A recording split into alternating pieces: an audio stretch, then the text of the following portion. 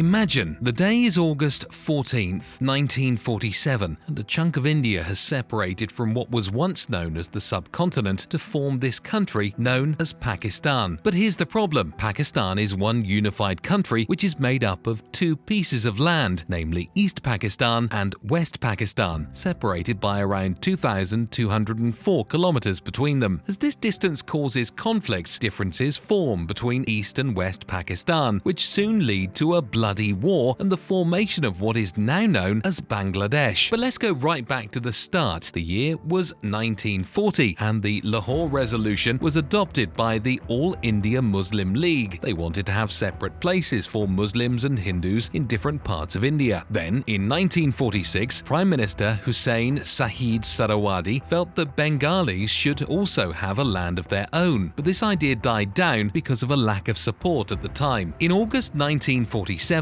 India and Pakistan were finally born, and most of the Muslims came and settled right here in Pakistan, while Hindus were over there in India. But here's the twist. Pakistan was split into two parts, with India in the middle. The western part was called West Pakistan, and the eastern part was called East Pakistan. In the year 1948, Governor-General Muhammad Ali Jinnah decided that Urdu would be the national language of Pakistan, but this caused some major problems. Most people in the eastern part of Pakistan didn't speak Urdu, they spoke Bengali. At the time, Bengali speakers made up more than half of Pakistan's population, but the government didn't care much about that. So you can imagine the people in East Bengal weren't too happy with this decision. They wanted their language to be just as important as Urdu and English, so they started something called the language movement in 1948. But things heated up significantly by the time it was 1952. On February 21st, the cops went and shot at students and regular people who were protesting. Eventually, the protests died down, but this wasn't the end of the conflict between the two countries. According to a consensus in 1951, East Pakistan had 42 million people living in it, while West Pakistan had a population of 33.3 million. But even though East Pakistan had more people, West Pakistan had all the power and money. You see, East Pakistan was already low on resources when Pakistan was formed, but instead of getting better, things just got worse. The government in West Pakistan didn't care if they were hogging everything, and they kept all the good stuff for themselves, like jobs and money. Plus, there weren't many big businessmen in East Pakistan, so the place didn't get much investment. To make matters worse, the government was mostly focused on the development of factories and big cities, which didn't help the farmers in East Pakistan at all. The folks from East Pakistan weren't even allowed to join the army, so you couldn't blame them for feeling left out because they were told they weren't good enough fighters. Then, in 1965, when Pakistan fought a war with India over Kashmir, East Pakistan felt even more vulnerable. They hardly had any soldiers or weapons to protect themselves, and they did not feel safe in the situation. Now, it wasn't all about money and guns. Back when Pakistan first formed, everyone was excited about the idea of being part of one Islamic country. But by the 1970s, the people in East Pakistan wanted things like democracy and fairness, with a reduced focus on religion. Meanwhile, the people with authority in West Pakistan wanted to keep Pakistan Islamic. They thought that it was the key to staying together, but the Bengalis weren't on board with it. They were proud of their language and culture, and they didn't want to let it get swallowed up by the ideals of West Pakistan. So,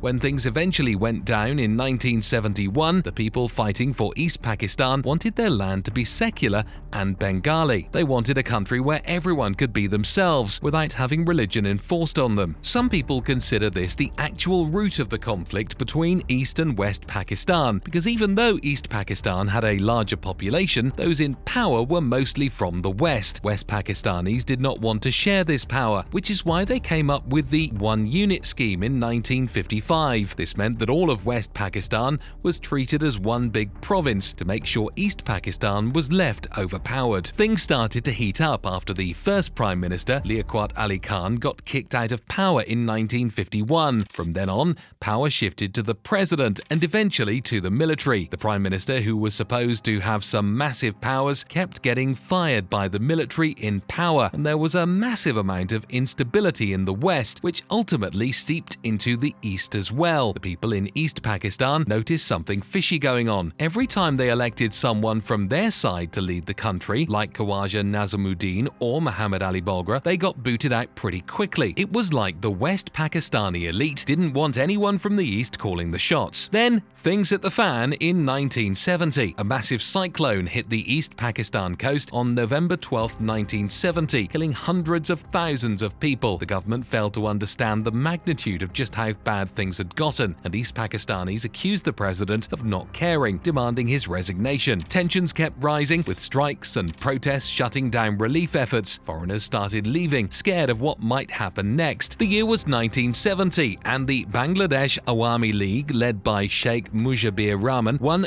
big in the national elections. They were all set to take over the government, but Zulfikar Ali Bhutto from the Pakistan People's Party wasn't having it. He suggested that there be two prime ministers, one for each part, and this was unacceptable to East Pakistan. A year later, on March 3, 1971, Rahman and Bhutto had a big meeting to figure things out, but they couldn't agree on anything. Rahman called for a countrywide strike, and Bhutto was worried it would lead to a civil war. All attempts to cool the situation down failed because Rahman refused to back down. He gave a speech on March 7, 1971, saying he wanted their freedom and independence, and a majority of Bengalis agreed. This call was a result of over 2 decades of resentment that East Pakistan had held towards the West. Meanwhile, behind the scenes, things were getting messy. The government started flying in soldiers disguised as regular passengers and docking ships loaded with ammo in East Pakistan. However, the Bengali workers and soldiers refused to unload the ships or follow orders. On March 25th, the Pakistan Army launched a plan called Operation Searchlight, which was aimed at crushing the Bengali independence movement. Their mission was to take over the major cities of East Pakistan by March 26th and wipe out anyone who opposed them, be it political leaders or ordinary folks, within a month. It was a terrifying scheme justified by the Pakistani state using violence against Biharis and Bengalis in March as an excuse. Before the operation even began, all foreign journalists were kicked out of East Pakistan, ensuring that their atrocities would go unnoticed by the world. But here's how things went wrong. Instead of quelling resistance, it sparked a genocide, enraging the Bengalis further and pushing East Pakistan towards secession. The death toll varied widely, with some sources reporting thousands of dead and others suggesting millions. Behind closed doors, the military giants plotted their ruthless campaign. In a meeting, General Yahya Khan callously ordered the slaughter of millions of Bengalis. On that fateful night, on March 25th, the army unleashed hell, disarming and killing Bengali soldiers, eliminating intellectuals and gunning down able-bodied men in cold blood. The violence wasn't confined to one area. It spread across East Pakistan, sparing no one. Even the University of Dhaka became a target, with the Pakistani forces showing no mercy. They destroyed Jagannath Hall, the only Hindu residential hall, and massacred hundreds of its residents. Despite their denials, evidence later proved the brutality of their actions. Amidst the chaos, Sheikh Mujibur Rahman, the leader of the Bengali independence movement, was arrested by the Pakistani army. Despite his capture, he managed to issue a declaration on March 26, 1971, proclaiming Bangladesh as a sovereign and independent country. His call to arms ignited a fierce resistance against the occupying forces. The Declaration of Independence was transmitted by rebel radio stations and brave men like Major Zia Rahman. March 26, 1971 became a day remembered as the official Independence Day of Bangladesh, because to them, this marked the birth of a new nation. From then on, Bangladesh refused to be called East Pakistan, embracing its newfound freedom and identity. These were the Mutki Bahini, the freedom fighters of Bangladesh, and after March 1971, they became more active. They drew defectors from the Bengali ranks of the military, forming an underground Bangladesh army. As the Mutki Bahini gained movement, Pakistan airlifted in troops, reorganized its forces, and unleashed paramilitary groups like the Razakars, Al-Badrs, and Al-Shams to suppress their uprising. Then came April 17, 1971, and a glimmer of hope emerged as a provisional government took shape in the Meherpur district in East Pakistan, with Sheikh Mujibur Rahman as president. Meanwhile, fighting escalated and millions of Bengalis sought refuge in neighboring Indian states, fleeing the violence. By July, Bangladesh forces were getting organized, with Colonel M.A.G. Osmani leading the charge. However, differences arose between Osmani and Indian leaders over strategy. While India favored guerrilla warfare, Osmani envisioned a conventional approach, with Bengali forces occupying strategic positions within Bangladesh. The stage was set, and Bangladesh was divided into 11 sectors, each under the command of defected Pakistani officers leading guerrilla guerrilla operations. Training camps sprung up along the border with Indian support as Mukti Bahini forces geared up for guerrilla warfare. Despite setbacks during the monsoon offensive, guerrilla operations intensified after August. Economic and military targets in Dhaka were hit, with Operation Jackpot standing out as a major success. As the year wore on, the conflict escalated. Major battles erupted, like the Battle of Boira and the Battle of Garipur, with Bengali forces attacking border outposts and managing to capture several. Guerrilla attacks intensified, met with brutal reprisals from Pakistani forces and their collaborators. By October, the conflict reached a critical point. Pakistani reinforcements poured in from West Pakistan, while Bangladeshi fighters continued their assaults, even capturing airstrips briefly. The struggle for independence was at its peak, with both sides locked in a fierce battle for control. December 16, 1971 marked a pivotal moment in history as Lieutenant General Amir Abdullah Khan Niazi, leading the Pakistani army in East Pakistan, finally signed the instrument of surrender.